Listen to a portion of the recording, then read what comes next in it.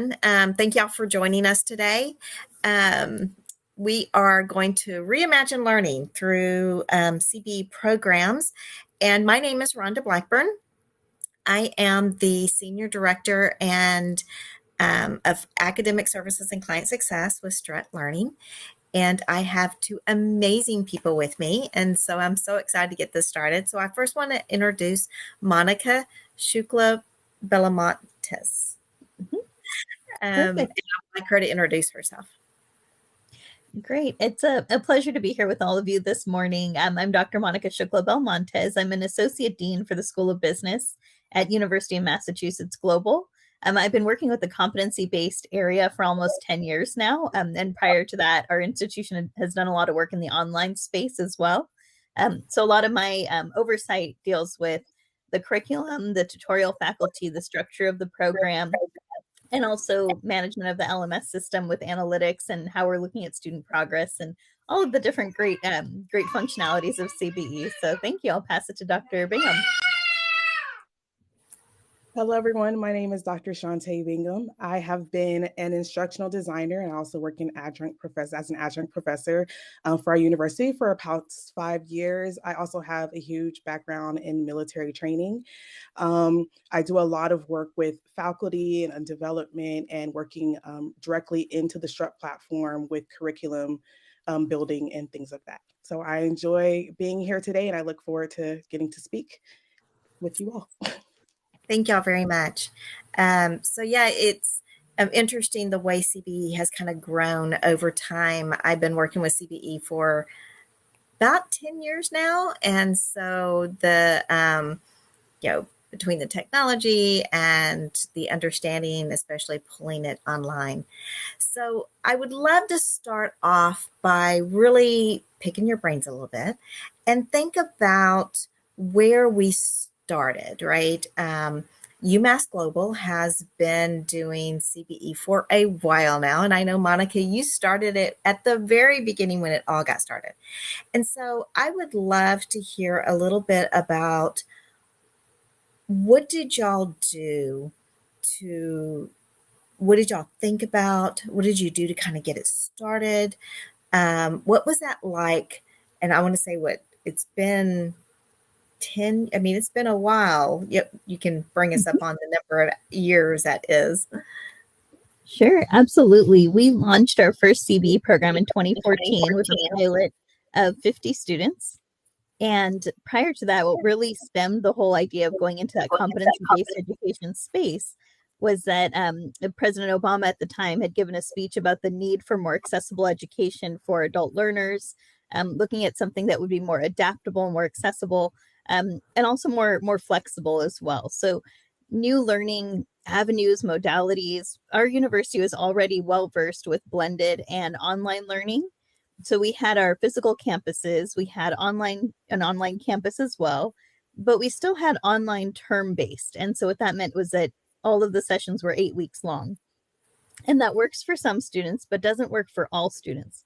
So we started to think outside of the box and what really would work with our adult learners that need to work in a non-traditional capacity. Our institution, for example, has a lot of adult learners that may be military affiliated. So if they're going on deployments, for example, it may be challenging for them to stick with an 8-week structure and they would end up withdrawing from the courses or withdrawing from programs altogether.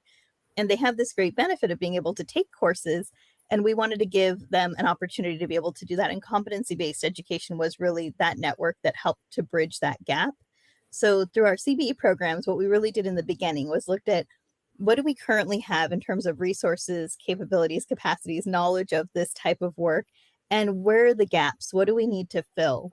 A big piece of that was looking at the technology, because our current system, for example, with Blackboard or even looking at Canvas, which other institutions had used, didn't really fit the mold of that self-paced learner format in the way that we needed it to be more flexible and agile and also more intuitive. So there's a lot of pieces there that we're a little bit missing with Blackboard in our case. And I've worked with a few other LMS systems as well. So I've worked with Blackboard, Canvas, D2L, and Moodle, in addition to Strut Learning. And one of the things that we started with in terms of the curriculum side, we looked at our faculty members, we looked at our demand in terms of student demographics and that population, and also the knowledge that they would need in the field. So, for example, from a research standpoint, our Office of Institutional Research took a look at the ONET data and the Bureau of Labor Standards to look at what are the key skills, the knowledge, skills, and abilities that are necessary for someone who's going to be an entry-level business professional to be able to demonstrate that they have mastery of these competencies. Basically, what are those competencies that they need?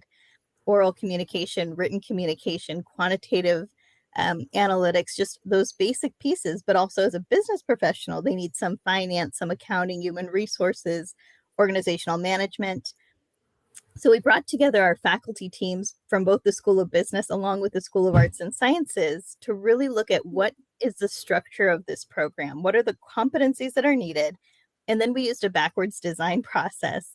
I'll turn it to my colleague, Dr. Bingham, to explain a little bit about that backwards design process that we use in the instructional design piece, because none of this would have worked without the faculty working hand in hand with our instructional designers. They are really the backbone of the infrastructure that helped to make sure that the platform demonstrated what we needed and had that quality of curriculum as well. Absolutely. I love to jump in. So one of the things that was huge when we were considering was gamification. Gamification was really huge. In society and technology and coming up, right? People wanted to know exactly what they were going to be getting into, and then just sort of having those steps being fulfilled and being able to see that adequately happen in their platform. So that was one thing that the platform did for us as we were considering what would be the best layout for our courses, was to say, how could we bring in that gamification piece? I apologize, gamification piece. And part of that was being able to start with, what is the assessment that the student's trying to achieve? Like, what is the ultimate goal, right? And so what we do is we do backward design. So we're going to start with that end piece first, that final assessment, to just kind of say, what overall does this competency need to look like? And then from there, we bring in those critical pieces like the content and the milestones and things like that, that kind of have checkpoints to make sure that students are leading up to that final assessment. And what that does for the students is that students were able to, when they first come into course, see, okay, what is my overall goal? What am I trying to achieve? What is this huge assessment piece? And even though they might be not sure they're able to accomplish it, if a course is actually designed the way backward design is supposed to be, which means we started with that endpoint and we built in those critical pieces to make sure we scaffolded so that students could reach that, then when they get to that final piece in their competency as they're building through, they're able to come back and say, look, I actually achieved this. Like, this was something that I was able to feel fulfilled in, noticing that I didn't know what I was doing in the beginning, but at the end, I see how all these pieces built up to me being able to achieve that goal, and being able to keep and capture their interest as they're building into those pieces, as they're scaffolding to that final learning. So gamification was huge as we started to move in that direction, and backward design is the critical piece in making sure that we were aligning with those ideas. So within the last 9 minutes, y'all covered so much area of what y'all did to really think through that piece, right? To go, and I love the thing that you talked about, Monica, about those gaps.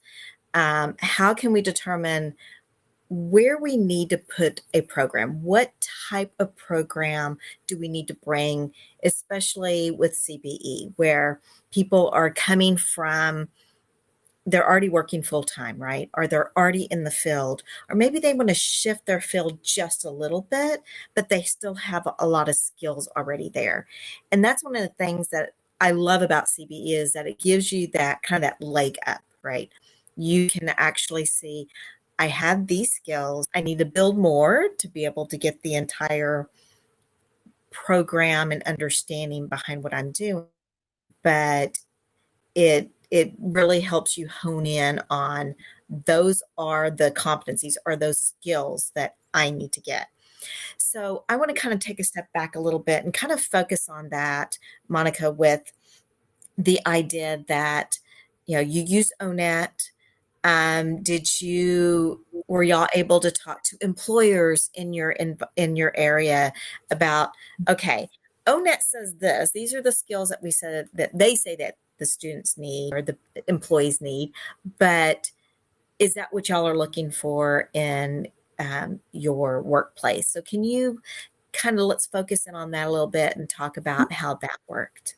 Absolutely. The research piece of this was huge in terms of determining where do we start. One of the things we looked at, or I guess two of the pieces, but the first one was where do we have the most program growth? So, where is the demand already existing for our institution?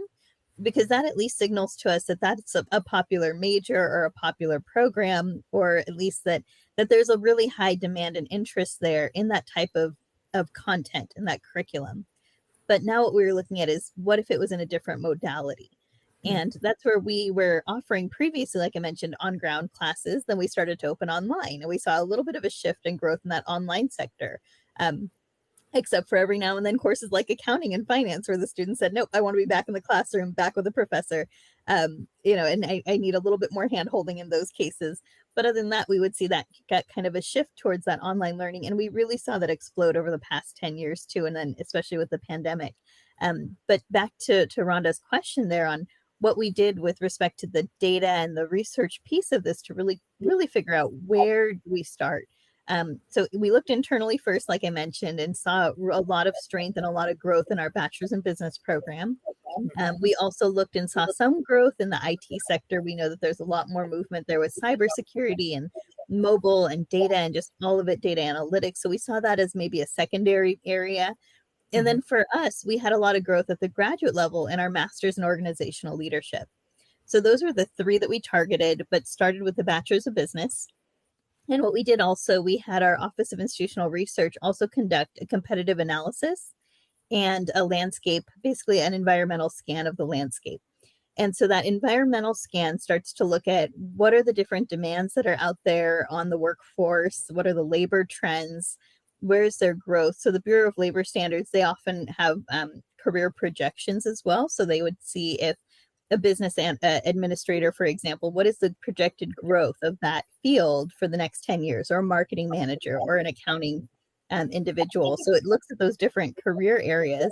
And so we noticed a lot of growth in almost all sectors, and business tends to do that, that as there's new products, as there's more globalization, there's more business opportunities. So we saw a lot of growth in the business sector. So we said this might be the right program to target.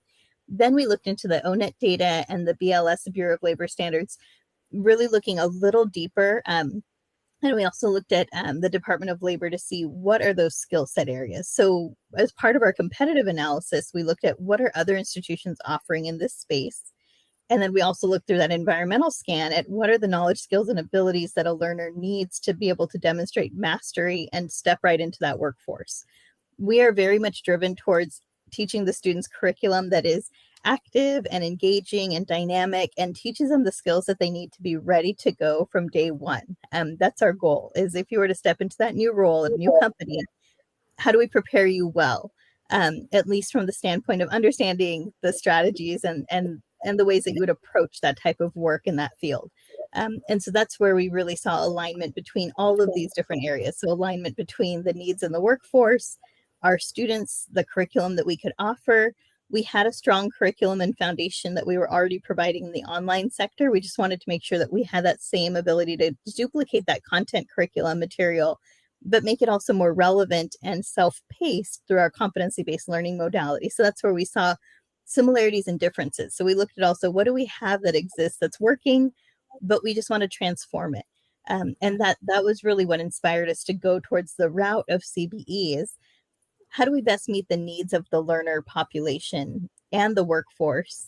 And how do we kind of serve as that middleman person who can really provide the content piece, the knowledge, the application of the theories that then would fill those gaps in the workforce, as we saw the trends emerging for the next decade through our Bureau of Labor Standards data.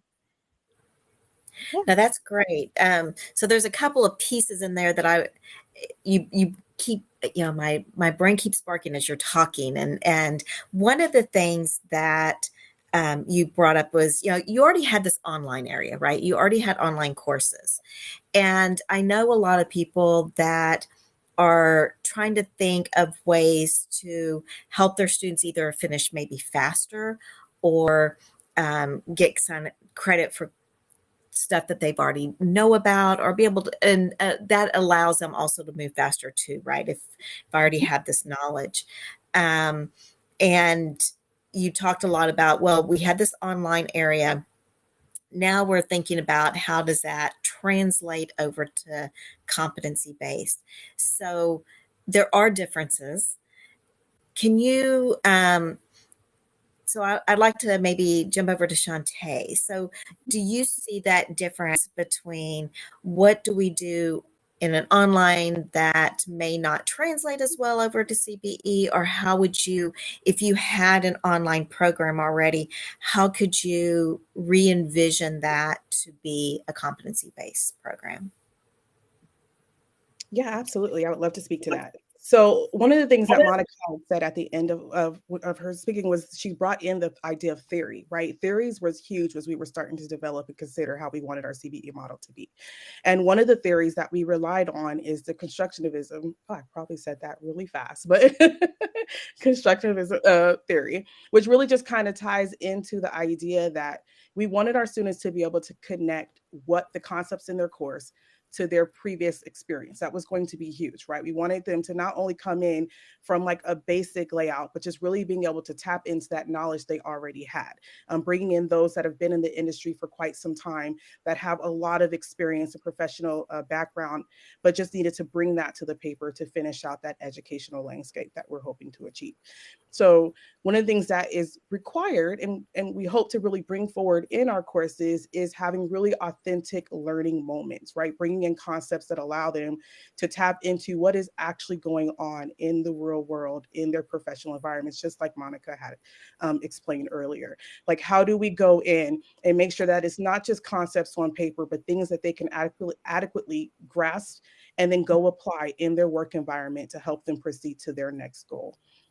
And so that is something that we really take a lot of effort in. While it's not always easy, we bring in a lot of like linking to external sources to maybe just kind of tie in those what's going on currently in our society to make sure that they're adequately being able to read through what is happening in the moment. We also bring in a lot of application to where they're able to take content to their work environment and practice it in their work environment and then write it up so that it actually has a practical application for them. So these are some of the things that we kind of really look forward in our courses. And then it's also important that in those moments where maybe it is a course that doesn't quite have those concepts available, that we have adequately trained our faculty so that they can come in and fill in those gaps in an environment where they're self-paced and they're self-learning and they just need a little bit more. So I think that's sort of the difference when we look at the traditional 8-week or traditional traditional school layout and educational layout, is that while those students might be getting that constant face-to-face, our students are getting that self-learning. And so it's really important to make sure that all those concepts that are being put into our course, into our competencies, are directly laying out to what they need to know, but that also can show expertise in what they already know, make them feel fulfilled that they're on the right track. Now, that's great. So, it's interesting thinking about some of the courses, and Monica, you alluded to this, accounting, or especially something that's a little bit more math oriented. Sometimes it's hard to get um, things that we think about a lot. Have that discussion for students to interact with each other, though you can do that, right? But how, by providing them access directly to a faculty member that understands the topic, can help guide them through that, I think is critical. Especially in those harder topics where I really want to be face to face so I can kind of have that guidance. Well, how can we take that understanding of, well, let's provide that guidance? So, and either of y'all can take this on because I know both of y'all know this very well, but how do we incorporate that into the classes that y'all actually put together? Yeah, I'm glad to speak to it from a faculty perspective. And I know we've got platform features as well that help with like at-risk indicators, for example, for students that Dr. Bingham can speak to as well. And From the faculty perspective, one of the things that we noticed, like you mentioned, with students that were in that online space and they felt, I need support and guidance. Some of it comes from the fact that when you're teaching in a traditional format, you're teaching to all 32 or 50 or 25 students in the class. So you're not really able to personalize and take that time out to say, let me help this one student with exactly the spot that they're struggling. Whereas in the competency-based side, that's what we were able to offer, was actually to fill that gap in terms of faculty instructional opportunities, where a student, if they were struggling, right away in platform, they can ask an expert. There's a feature there that lets them ask an expert. And so the faculty member on their end gets an immediate flag that says this student has this question about this content area. It's very detailed and it helps the student also frame their question. And the faculty members in our program are very open to meeting with the students. So as much as it's a self-paced program, they also have access to that content subject matter expert that can help them with that guidance that they need. And so they feel that they still have that one-on-one touch point with the faculty member. And rather than it being more of a broad kind of content solution where it's explaining in broad terms what the concept is that they're struggling with, instead it's very tailored to that student's needs in that particular objective and what they need in order to learn that concept for mastery. And I think that's the really big piece, is that with CB, it's all about mastering the knowledge and the learning versus it being remembering it for the next exam or just applying it to a paper and being completed. It's more, I need to learn this to really master it. And scaffolding learning is a big piece of that as well. Yeah, I love that, especially that ask the expert. That's really hard to say together. But being able to really allow the students to be where they are at that time. I know that one of the other things is being able to really think about those assessment opportunities, right? Within CB, we have the formative assessments where it really helps guide the students through their learning, help them understand where they are, help the faculty know where they are as well, so they can help them more, all the way to those summative assessments where it's really showing the mastery of what they're learning. And so within those formatives, of course, we had those quick quizzes that we can do, but we also have an opportunity to do like milestone checks, be able to have that little deeper conversation with the faculty member on a particular topic.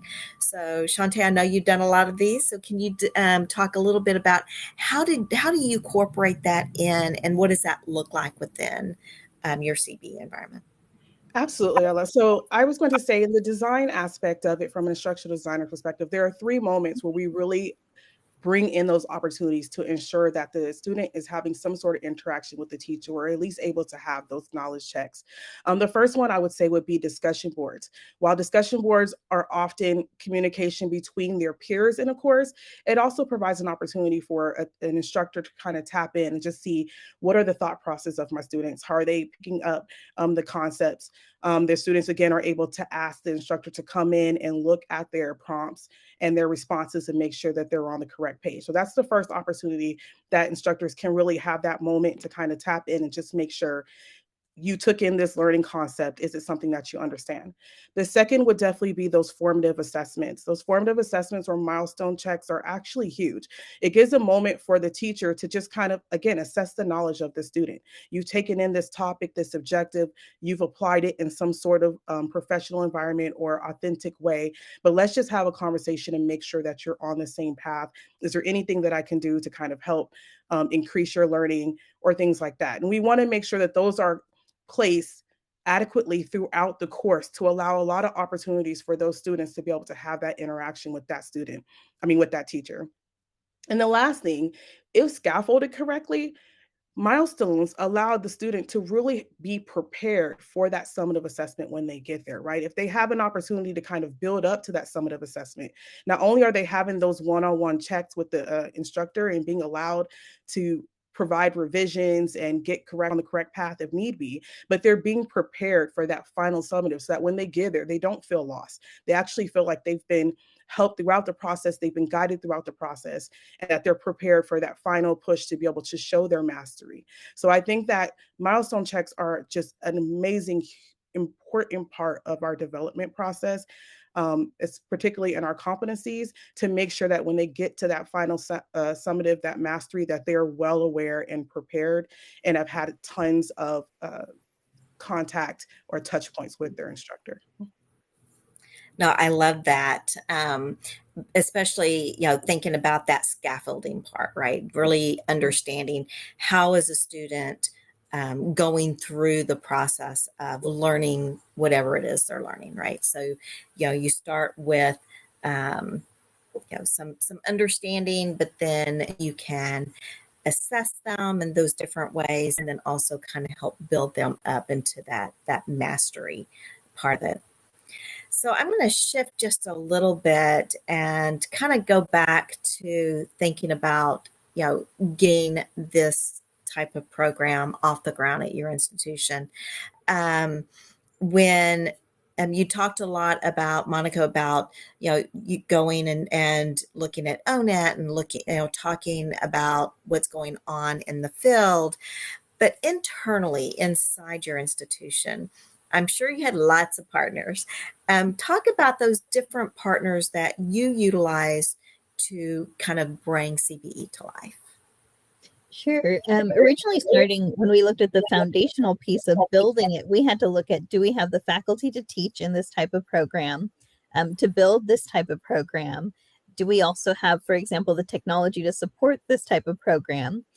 Even things as simple as, for example, banner systems, like traditional systems that you might use throughout your institution, just making sure, is this going to be flexible enough and adaptable enough to work with what we need in terms of admissions and transcripts and all of the other pieces of that student learning journey, to make sure that we're able to articulate all of those effectively.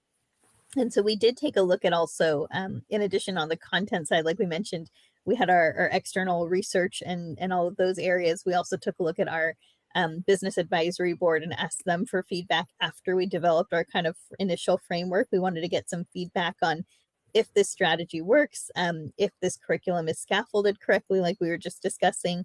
How do we really make sure that they're getting the foundations and those general education competencies to support their business competencies?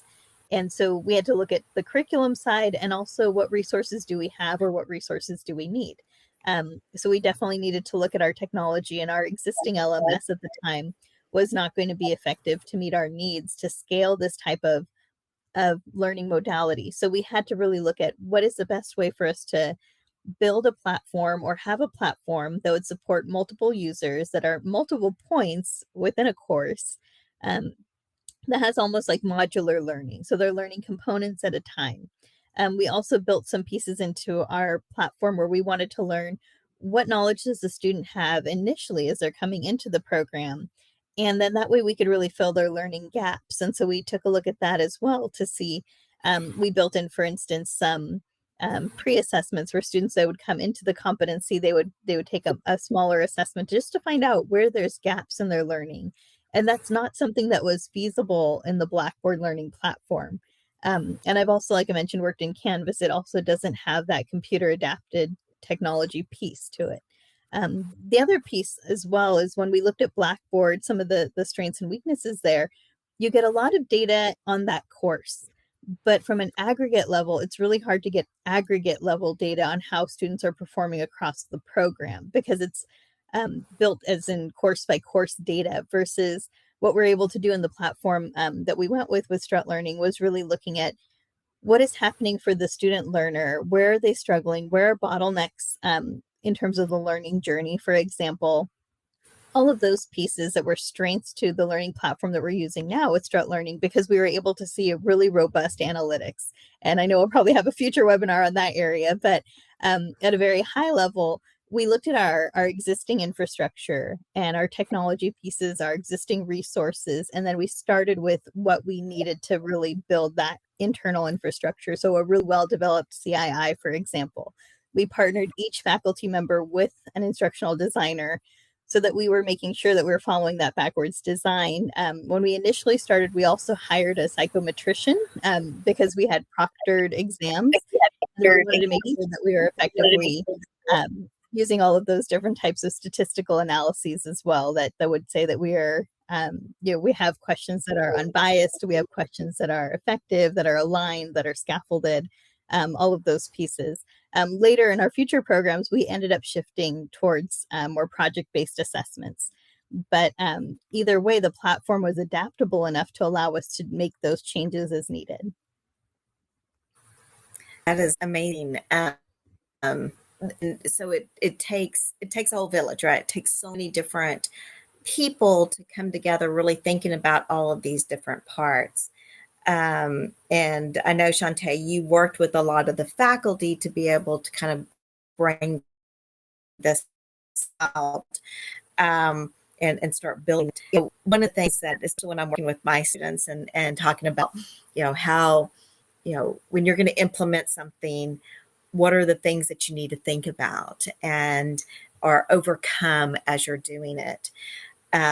Bringing in a program like CBE, which can be very different than what I think a lot of people think about. What were the things that you felt like you needed to help either faculty or other people along the process? What are the things that you brought up to help with that kind of transition to CBE? I think there would be two key areas. The first one is accessibility, right? We want to make sure that our courses are super accessible. A lot of our students, of course, they're on self-paced, they're self-learning.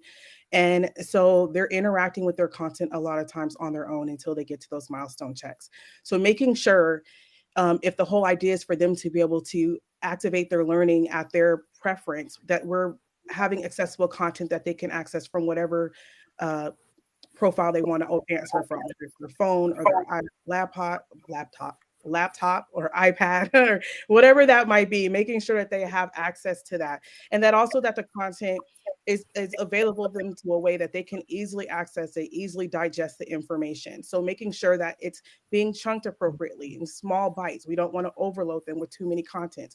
We don't want them going out to too many links which have a chance of breaking. We want to make sure that we're providing all the information that they need right there in the course, ready and accessible for them to be able to do what they need to do, without having any, like Monica said, any chokeholds or points where they're stopped in their learning.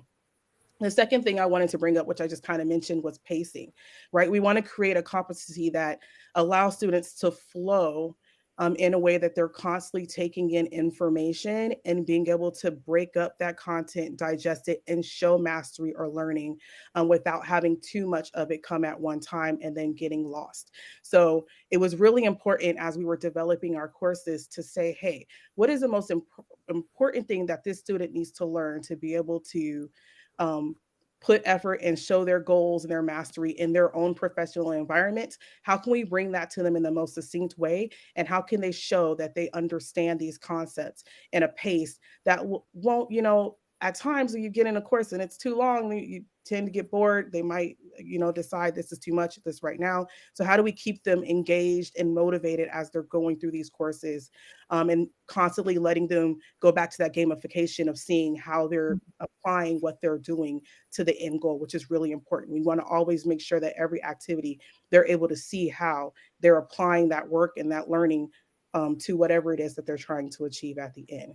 So I think that is probably one of the most two, accessibility and pacing for sure. So did you find at any point times that when you're in just a regular online course that you know one of the things you should think about is also chunking of information, hopefully the pace, but and hopefully accessibility. But did you find that the shift to be able to really help like the faculty understand competency based compared to just an online course, were there any tips or tricks that you could give people that would help bring those faculty along, that it's like, oh yeah, I know online, I get it, but now they're having to kind of go into this new realm? I think one of the most important things I always tell my faculty before we get started is when you're entering this, you have to enter it like you're a brand new student that's never been in technology, because technology is huge. When we're in those Blackboard platforms and we're constantly able to reach out to our instructors and get guidance, the students feel supported. They feel like there's somebody there. But when you're in a CBE platform, if you have maybe a lack of technological knowledge, there already creates that barrier entering the platform and being able to really interact with the content the way you need to. So the first thing I always say is, while we want to expect that everybody is coming in this course and that they're well prepared with technology, that might not be the case. So consider yourself the student that has not been in an online environment, who has not interacted with technology of this level, and how would that move, or what would that movement be like for that student in the course? What would taking in that information, watching those videos, what would that feel like to a student for the very first time? So that's the first thing I always say, is be considerate of the fact that there is a wide range of technology knowledge when students come into the course. The second, I would say, when we talk about things to be prepared for, is just to really make sure that you're understanding that the concepts really need to be applied in a way that students can show action. So that would be like an important thing, but mostly I'd say technology tends to have the biggest barrier that I've noticed. Okay. Monica, did you want to add anything? I saw that you unmuted yourself too. You're like, I want to answer this. Yeah, you mentioned blocking or chunking of knowledge. And I think one of the big differences between CB and traditional, in the traditional framework, we create learning objectives. And we do have those on the competency-based side too. But traditionally, on the traditional side, we have our learning objectives are part of our syllabus. And occasionally they're mentioned or brought up throughout the course. But in CBE, they really are the framework of the content that the student's learning. So in terms of chunking of knowledge, we actually took our learning outcomes and said these are going to be the primary objectives of the competency. Now, based on those learning outcomes, what content is necessary to support learning up to that level? So, if let's just say an objective is that you must be able to present an oral communication to an employer, then we want to make sure that there's enough content supporting that underneath that objective that would frame it for the students so that they're able to go ahead and do that. So they're going to learn about different oral communication strategies, different strategies for interacting with stakeholders, different communication modalities. And so then the content is informed by those objectives and subtopics and topics that are within that. And so students, every time they're logged in, and they see that competency, they right away know what the core objectives are for that competency, because that has been built into the framework of the curriculum. So when they think about their chunking of knowledge, they're getting it through those major objectives and those topics and subtopics. So it's also broken down. So we don't expect someone to just understand accounting. It's very much broken down piece by piece so that students can understand the components that go into it. And that's, I think, a strength of that CBE model. Yeah, no, I totally agree. And Erin definitely put into the chat 2 to 5 competencies per learning objective. Really kind of thinking about, is a student needing to learn? I mean, I've been a teacher for 30 years. And so, I know that in the back of my head, I always knew what I wanted my students to do and to learn. But I think that kind of CB kind of takes it to that next level, right? It takes it to, okay, like you said, Monica, every single time they come into the platform, they are reminded that when they're done, these are the skills, these are the competencies that you're going to be able to have when you walk out and go back to work or go find that new job or whatever it is, to do that.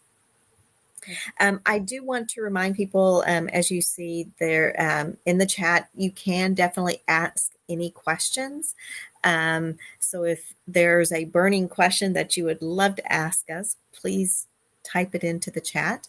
But I don't know, Monica or Shantae, if there's other thoughts that you have on, or maybe some tips or tricks for people that have never done CBE programs. They might have done online, maybe they haven't done online, but what would be some advice that you would give them as they're getting started? So let's start with you, Monica. Sure. Yeah. One big tip is to get connected in to the different competency-based education networks. For example, that's actually the name of one of the biggest associations is CBEN. It's the Competency-based Education Network, because they have access to resources to really inform the strategies behind CBE and competency-based education. You can learn about different modalities and different options that different universities are using. Some are direct assessment, for example. Some use other models. Some use terms. Some are non-term based. So all of those different pieces, just to see what's out there, to get your initial thoughts on that. But then internally looking at what is our student need and how can we use what we currently have, and where are those gaps? So kind of like we talked about in the beginning, but where are the gaps for us as an internal infrastructure, and then filling those gaps. So getting the right people around the table to kind of talk through the needs that are there. And then I think just remembering it's doable. It is definitely doable. You can do this. I know it probably seems like a lot of work, but it's worth it. It was really worth it on our end for our students. Definitely. Shantae? I just wanted to add that from a design perspective, interactivity is so huge in CBE. And so when you're creating competencies or courses, really kind of thinking outside the box of how could you bring in all these different modalities, because these students are self-paced and they're going through on their own. There's so much opportunity to kind of tap into the different way that our students learn. And so it's kind of opening that exploration to all the different types of e-textbooks or e-learning or like simulations, case studies, things like that, that we can really bring into our course to kind of have that alignment between what really is going on in the professional world and how we can bring that into our courses so that students can have that sort of real world experience. So I just wanted to add that when we're designing, there's such an opportunity. We use videos, we use simulations, we use so many different interactive labs, things like that, to really just kind of make our students feel connected with their material, their concepts, and how it applies to their professional world. Those are great. Rachel posted on our chat, great question. What is your faculty turnaround time and grading on CBE courses? Are students prevented from moving to their next assessment until they have been graded that they demonstrated that competency?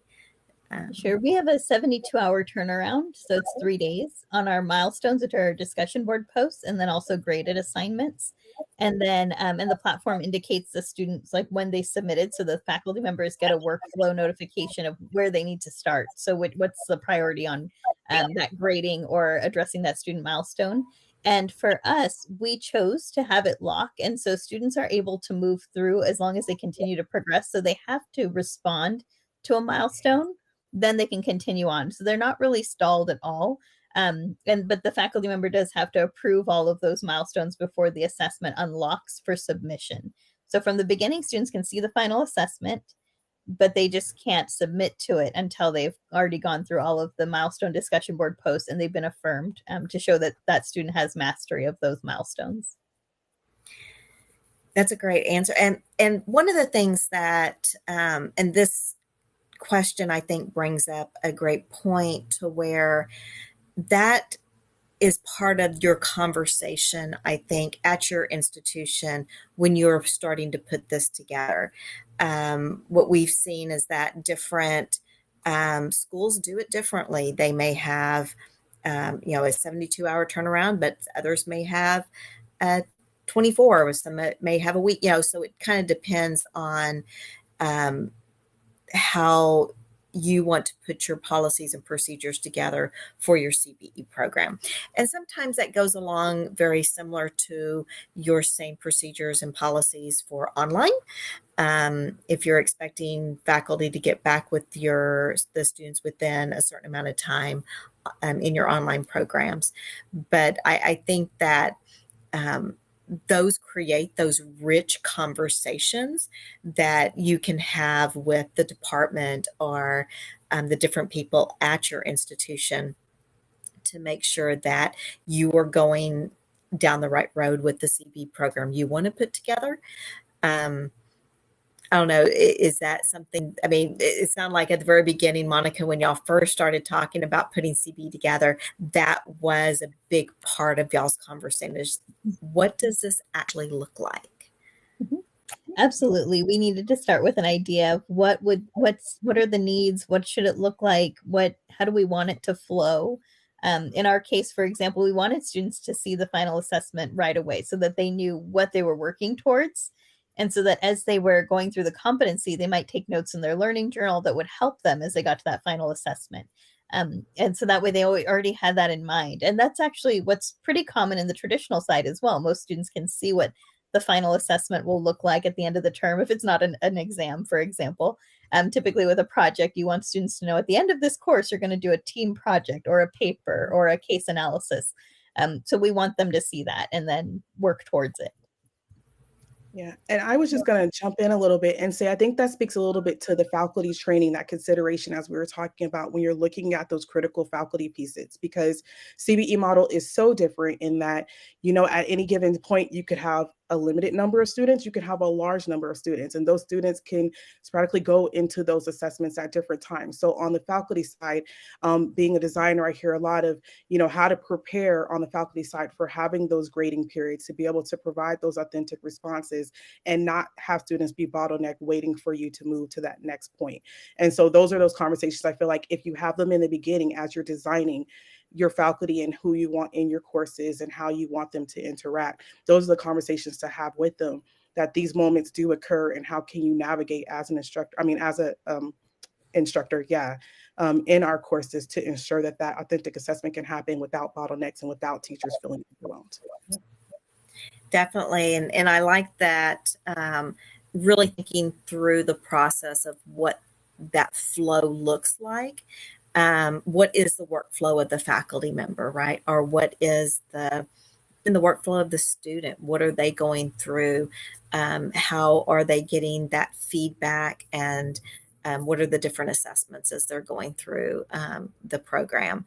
And even just within one shell, if that's a course or if that's just considered a competency. Those are other things that are being considered as you're going through developing your CBE program. Is what does that chunking look like? How small a chunks are they, or how big of a chunk is it as you're going through?